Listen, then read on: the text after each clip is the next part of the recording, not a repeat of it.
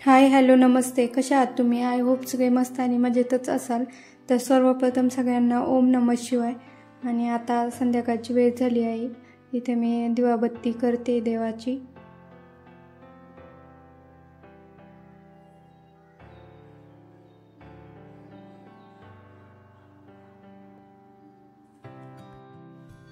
दिवाबत्ती झाली की नंतर मग स्वयंपाक पण करायचा आहे आणि चहा पण ठेवायचा आहे. संध्याकाळी देवाला मी दिवा आणि धूप लावित असते, कारण धूप लावला की सगळ्या घरात अशी मस्त सुगंध दरवळतो आणि पॉझिटिव्ह एनर्जीसुद्धा येते आपल्यासाठी. म्हणजे मला तरी असं वाटतं, फ्रेश वाटतं धूप लावल्यानंतर. त्यामुळे मी संध्याकाळी दररोज धूप लावते देवाला आणि पूर्ण घरभर त्याचा सुगंध दरवळतो. त्याच्यामुळे अगदी मनाला प्रसन्न वाटतं.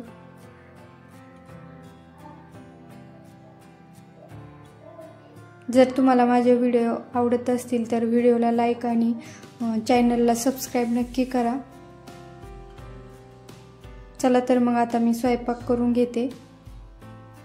आज लापशी आणि मसाले भात बनवणार आहे, कारण माझ्या दादाला खायची आहे लापशी आणि मसाले भात. पण तो म्हणतो की त्याच्यासोबत मसाले भात बनव, त्याला खूप आवडती लापशी. त्यामुळे आज लापशीच बनवणार आहे. चपाती भाजी नाही बनवणार, फक्त लापशी आणि मसाले भात बनवणार आहे. त्याच्यानंतर थोडेसे भांडे पण आहे, ते भांडे पण घासायचे. आणि शाश्वतीला लागली होती भूक, तिला जेवायचं होतं.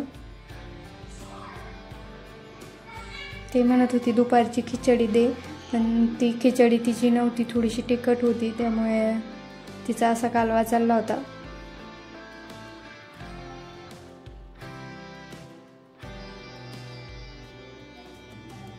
मग दुपारची भाजी होती, ती भाजी मी तिला गरम करून दिली आणि चपाती पण गरम करून दिली. मग तिने ती खाल्ली.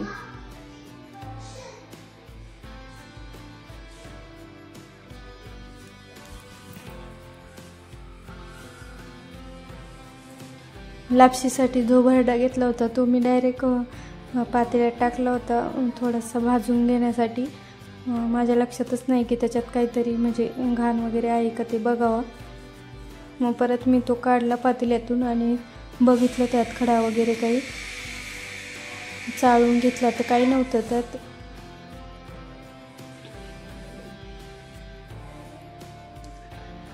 आधी भाजण्यासाठी थोडंसं तूप टाकायचं, कारण जास्त तूप टाकलं तर व्यवस्थित भाजत नाही भरडा. त्यामुळे मी थोडंसं तूप टाकते आधी भाजताना आणि नंतर मग टाकते आणखीन तूप. नंतर आपल्याला ते पण भाजून घ्यायचे. खोबरं आणि शेंगदाणे थोडेसे भाजून घ्यायचे तुपातच थोडेसे.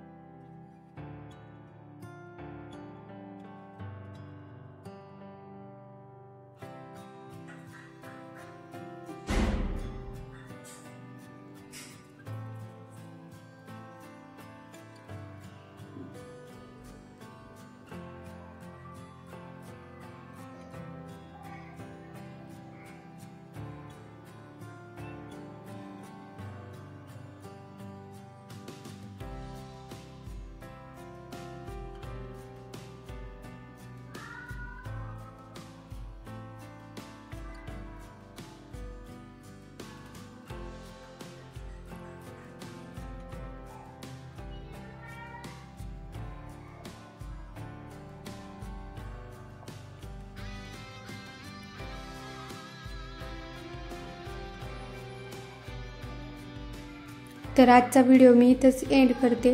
व्हिडिओ आवडला असेल तर व्हिडिओला लाईक आणि चॅनलला सबस्क्राईब नक्की करा आणि मला कमेंट करून सांगा की तुम्हाला व्हिडिओ कसा वाटला. तर चला मग पुन्हा भेटूया नवीन व्हिडिओ. तोपर्यंत सगळ्यांना बाय बाय, गुड नाईट.